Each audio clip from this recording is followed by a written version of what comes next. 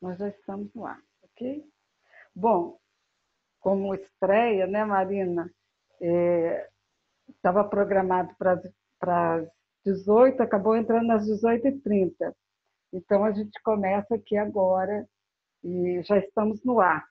No Dialogando de hoje, nós vamos falar sobre gender, mainstreaming ou gênero como fundamental para um Estado de Direito, ou seja, promoção dos direitos sociais, Estado social. Eu falo com Marina Costin Fischer, é doutoranda em estudos de gênero pela Universidade de Sussex, na Inglaterra. Tudo bem, Marina? Tudo ótimo. Que Vou bom. estar Olha, com quanto tempo, mas tudo bem. A gente já tinha falado um você. bocado aqui. Bom, para começar, eu vou citar a Simone de Beauvoir. Uhum. Não se nasce mulher, torna-se. No tornar-se mulher, em que medida, nesta altura do século XXI, estamos? Bom, se a gente pensar no contexto dessa frase da Simone de Beauvoir, né, ela quer dizer que não se nasce mulher como algo dado. A mulher é uma construção histórica. Mesmo Então, ela porque, mesmo porque Simone de Beauvoir é existencialista, e como tal, ela é bem darwinista também, né? exatamente, ela vem do existencialismo francês, que é uma chave para se pensar numa França do após, inclusive pensando que em 46 começou a Beauvoir começou a escrever, né, o Segundo Sexo, ela vai terminar em 49 e é o período do imediato após guerra, a França caindo num niilismo e numa falta de esperanças muito grande. E a partir daí vem o Sartre e vai falar que é um fardo ser livre, né? Somos fadados livres para escolher. E as escolhas, elas são malditas e muitas vezes, principalmente naquele período histórico, né? Uhum. Nem sempre as escolhas elas são favoráveis, mas nós temos que assumir as rédeas da própria vida. Então, esse tornar-se mulher, ele pode ser lido de duas formas. Um é pensar que a mulher é uma construção histórica, né? Não é dado que é ser mulher. Mas, se você vai até o final do livro, você chega à conclusão de que tornar-se, para Beauvoir, tem a ver com a ideia hegeliana de um para si, quer dizer, de assumir as rédeas da própria vida. E ela termina citando Marx, pensando na ideia da emancipação humana, inclusive uma das teóricas da emancipação humana, escreveu um doutorado maravilhoso sobre isso, que é a Lívia Cotrim. Ela faleceu essa semana, né? E foi uma grande perda nossa, uma mulher que teoriza sobre isso no sentido mais humano. Uhum. Mas a vai influenciar toda a nossa geração de feministas do século XXI, que hoje, No dia se 13, não foi? No último dia 13 que ela faleceu. ela faleceu, eu acho que, eu não me lembro se foi ontem ou anteontem. Acho que foi no dia 13 ou 14, né? Sim. Uhum. Mas isso vai influenciar toda uma geração de feminismo. Na verdade, não só a nossa, né? Mas a nossa geração de feminismo, ela toma para si a ideia do empoderamento da Kimberly Crenshaw, que é uma feminista negra norte-americana, que vai reproduzir muitos ecos no feminismo negro brasileiro. A gente passa pela ideia de empoderamento. E empoderamento tanto de mulheres como de mulheres negras, a ideia de recuperar uma autoestima que foi dizimada pelo patriarcado, pela opressão dos homens sobre as mulheres. Ok. Então, para começar no nosso tema, que é o gender mainstream, eu queria que você falasse onde surgiu e que comentasse conosco o que é o mainstream, o gender mainstream. Então, gender mainstreaming, você pensa que, primeiro, que mainstream quer dizer um rio com seus afluentes, o rio principal, aquele rio que atravessa o coração do país. O mainstream da mídia é a mídia mais importante, né? Você tem a mídia independente, as mídias independentes, e você tem uma mídia que é considerada aquela que mais gente vai ler, né? Que vai ter mais impacto sobre a sociedade. A nossa ideia do mainstreaming, a partir do Congresso de Nairobi, e depois no Quênia, né? E depois como que isso repercute pelas Nações Unidas, em outras organizações que passam a querer trazer todo esse legado de grandes ondas de feminismo, 4 ondas de feminismo com muitas teóricas, delas a Beauvoir não foi a única, não foi a primeira, e tiveram várias outras, né, que teorizaram sobre a questão da mulher, a questão de gênero. Você tem simplesmente, a partir daí, a ideia de que precisamos traduzir isso em políticas públicas. Como que a gente vai fazer para alcançar a equidade na sociedade, não só nos livros, né? Vamos tirar dos livros e trazer isso de uma forma mais palpável. A partir daí você tem ali políticas públicas para as mulheres, e assim, a partir da ONU eles começaram a incorporar o gênero como não só como uma das metas de desenvolvimento, mas incorporar uma perspectiva de gênero em todas as metas de desenvolvimento, pensando no aquecimento global, pensando no desmatamento, pensando na população ribeirinha, né? Como que existe uma inter-relação entre gênero e essas outras metas, coisas que a gente não pensa a priori, né? Então, o meu exemplo sobre isso é o Bolsa Família, que é uma meta do Banco Mundial, né? Trazer...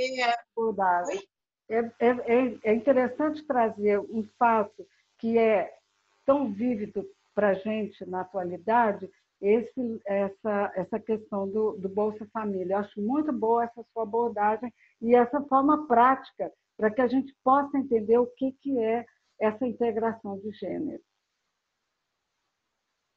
Sim, o Bolsa Família, a Valquíria Domingues Leão Rego, é o nome comprido, né? Ela é uma pesquisadora da Unicamp.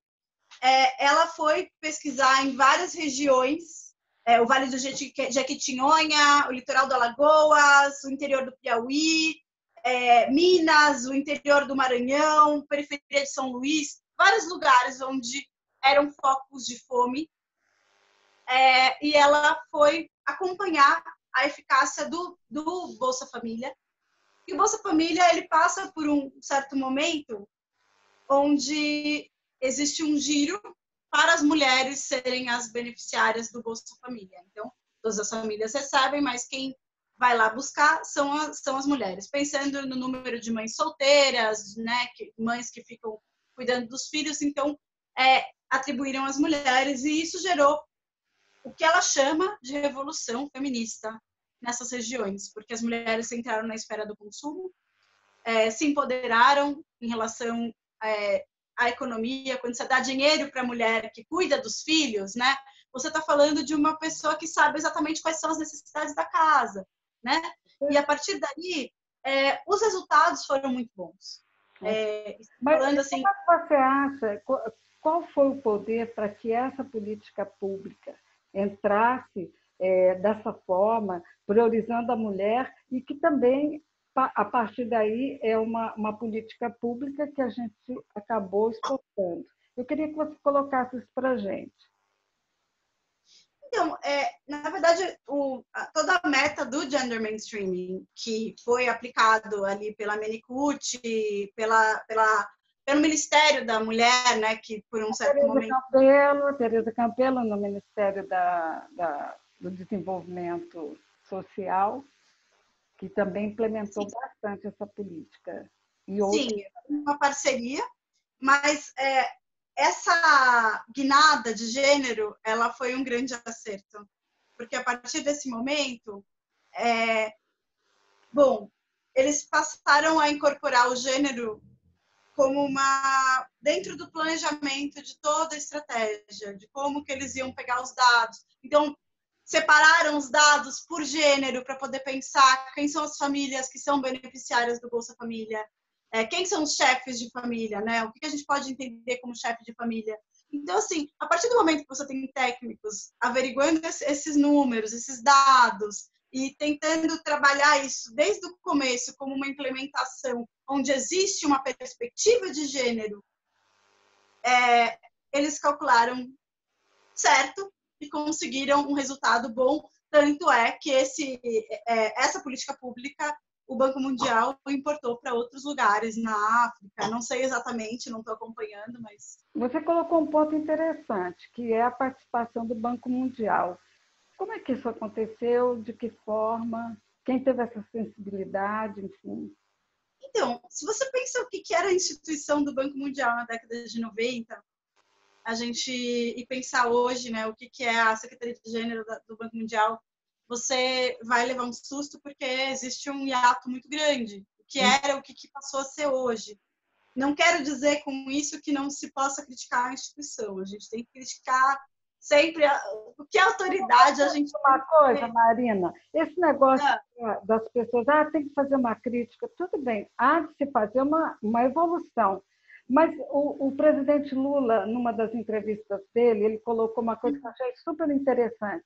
A gente fez aquilo que nós tivemos naquele momento, a condição que se tinha naquele momento. Então, as pessoas ficam, porque tem que fazer autocrítica. Tudo bem, nós temos que evoluir, mas para aquele momento foi feito aquilo que se podia fazer. Fosse nas ligações políticas, enfim, que a gente pode contestar e tudo, mas é o que tinha para o momento. Claro. De forma, eu acho que nessa questão também. Sim, foi uma parceria entre o governo federal e o Banco Mundial, né? O Banco Mundial ele ajudou a implementar e contribuiu financeiramente, mas isso foi uma política pública do governo brasileiro, né? Mas assim, a partir do momento que você tem no Banco Mundial uma secretaria de gênero você tem tanto a secretaria de gênero, que é específica sobre a questão de gênero, e você tem os Sustainable Development Goals, que são as metas de desenvolvimento, né? Como a questão do aquecimento global, erradicação da pobreza, empoderamento das mulheres no mercado de trabalho, etc., etc. Eles passaram a todas elas incorporar uma perspectiva de gênero, quer dizer, analisar os dados de uma forma a separar os gêneros para poder pensar em políticas públicas, se essa política pública afeta as mulheres, quais são os números, as disparidades que aparecem, e, a partir de uma análise técnica, pensar se existe uma perspectiva de gênero ou não dentro da política pública que eles querem implementar. E isso tem obtido resultados inesperados, assim, em termos de desenvolvimento. Ok. Bom, Marina, a gente havia combinado anteriormente que a gente não ia fazer uma live muito, muito grande, mesmo porque as pessoas acabam que, sei lá, 1 hora de live seria super interessante. Para complementar, eu queria que você falasse que essa integração de gênero ainda esbarra no patriarcado? Desculpa, você pode repetir a pergunta? A integração de gênero ainda esbarra no patriarcado? Sim, sim.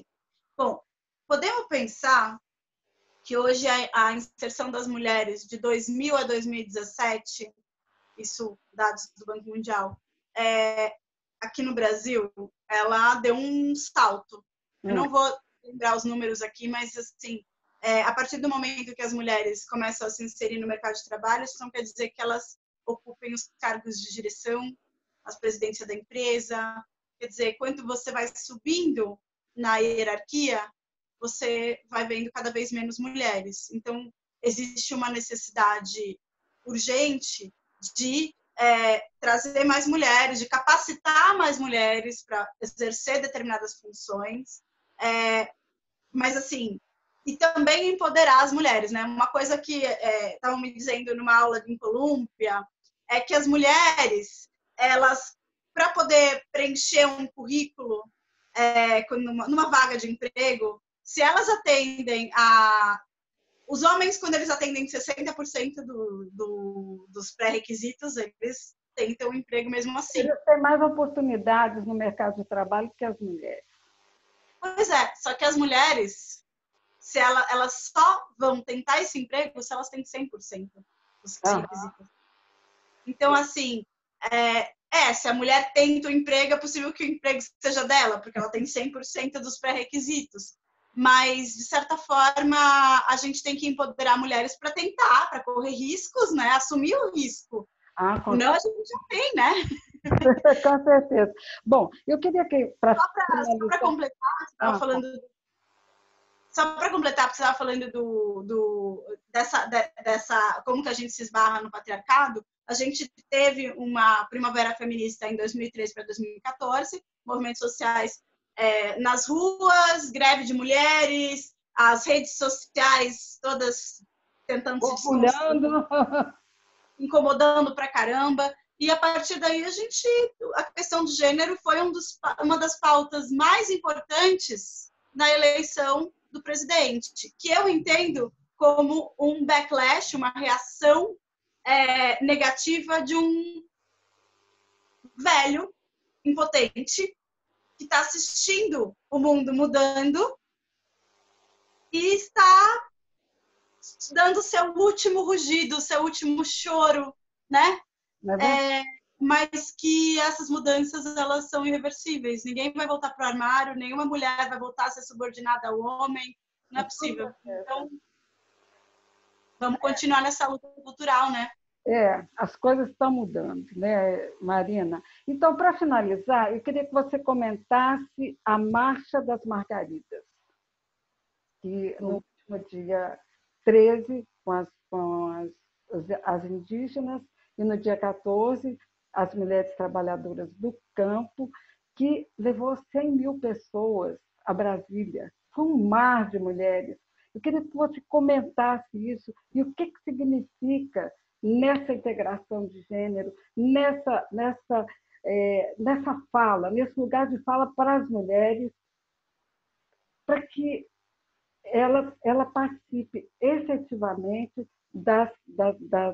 do futuro do nosso país, do futuro delas mesmas enquanto pessoas, na sua vida pública e privada. Como é que você vê isso aí? Bom, eu não estive em Brasília, mas eu acompanhei daqui. O que está acontecendo é que, justamente por conta de algumas perspectivas do nosso presidente, da ligação que ele tem com o agrobusiness, né, e com setores de garimpeiros, com setores que estão expulsando povos de suas terras, né? E toda a guerra que ele declara ao MST, por exemplo, as camponesas, bom, as mulheres estão assumindo a frente dessa luta, né? E não é uma luta só pelas demandas das mulheres, são lutas pelos povos indígenas, né? No caso da marcha do dia 13, e pelas terras, que é uma questão que no Brasil nunca foi resolvida, né? A gente já tem latifúndios enormes e um monte de gente sem terra, e ninguém resolve isso, né? Porque mexer nisso é mexer com gente muito poderosa. E o Bolsonaro, ele vem dando declarações muito antipopulares, muito misóginas, inclusive. Então, as mulheres resolveram tomar a frente dessas lutas, não só das mulheres, mas de todos, né? É maravilhoso ver isso, maravilhoso. E eu acho que a tendência é que cresça. Mariana, você tocou num assunto super importante, que é a forma escatológica com que esse presidente se coloca diante de absolutamente tudo. É uma coisa assim... Eu fico assim, horrorizada. Essa é a realidade. E continuando, você continua aí na sua fala. Então, na verdade, sobre essas coisas, provocações, as falas mais alarmantes do presidente, a gente tem que tomar um pouquinho de cuidado, porque ele joga o biscoito e a gente morde, né? É verdade, é verdade. Eu sou das primeiras a cair em provocação, admito. Mas, assim, ele fala em cocô, tá todo mundo falando em cocô. Ele fala em golden shower, tá todo mundo falando em golden shower e ninguém tá falando de políticas públicas. É verdade. A gente tem que tirar mais pelo que ele faz e pelo que ele não faz. É verdade. É proposital, é uma coisa tão grotesca e é proposital. Isso que é terrível, que a gente tem que ficar bem alerta para não deixar cair na criar que ele paute essa situação. Eu acho que isso é super importante. Não é ele que dita a pauta. A gente tem lançados no mercado e teve pouca resposta popular. A gente tem que colocar muito mais do que falar do cocô, que dia sim, dia não, que é uma bobagem. Vamos falar sobre essas 169 agrotóxicos. A gente está sendo envenenado na nossa comida. É verdade. Totalmente verdade isso que você está colocando. Eu acho que é importante a gente falar sobre isso. Bom, Marina, nosso tempo finalizou, mas eu quero deixar aqui um convite para que a gente volte pelo menos uma vez por semana para falar sobre gênero, que é essa sua praia e que você manda muito bem. Obrigada. Se você quiser se despedir, ok? Fique à vontade. Bom, agradeço quem assistiu, estamos juntos. E acho que vamos continuar esses diálogos, né? É muito importante trazer mais gente, mais vozes de mulheres para... E olha, eu acho que não só de mulheres, mas de homens também, eu acho que é um espaço democrático e que eu gostaria realmente de ouvir a juventude. Essa juventude e os homens feministas, sabe? Uma juventude antenada que coloca a sua fala também na prática, eu acho super importante. Então, a gente fica assim, sempre marcando, a gente vai combinar logo, quem sabe, na próxima semana, com um novo assunto, ou a continuação desse assunto, vai ser muito bom. Ok? Obrigada. Obrigada. Boa noite. Boa noite, querida.